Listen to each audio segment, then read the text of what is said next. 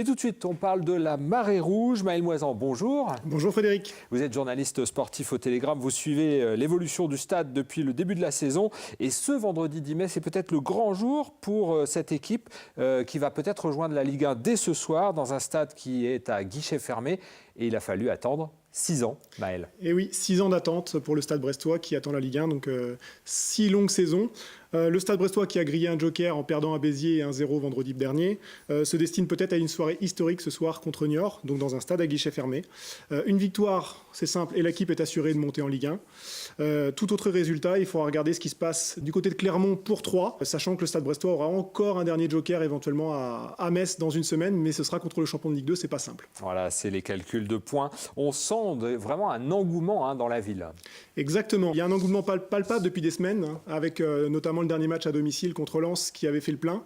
Cette semaine, le club a rouvert la tribune qui était fermée, la tribune découverte, et il y aura 2000 places de plus. Donc on attend 15 000 personnes ce soir à Francis-Leblay, avec des places, 10 000 places, puisqu'il y a 5 000 abonnés, 10 000 places qui sont parties en grosso modo 3 heures et 20 minutes en deux flots d'ouverture de vente. Et vraiment, ça montre qu'il y a quelque chose. Il y a un engouement derrière.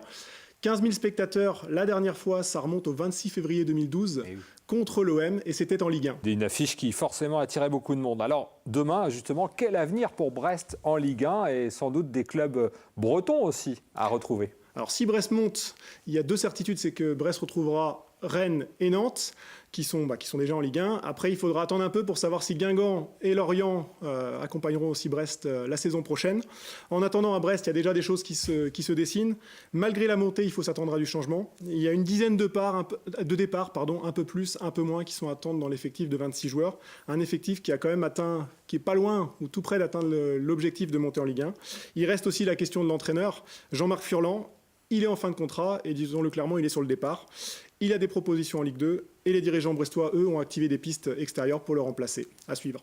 Voilà, à suivre et surtout en lisant vos articles ce samedi dans le Télégramme. Merci beaucoup Maël et bonne soirée au stade Francis-Leblay ce soir. Merci.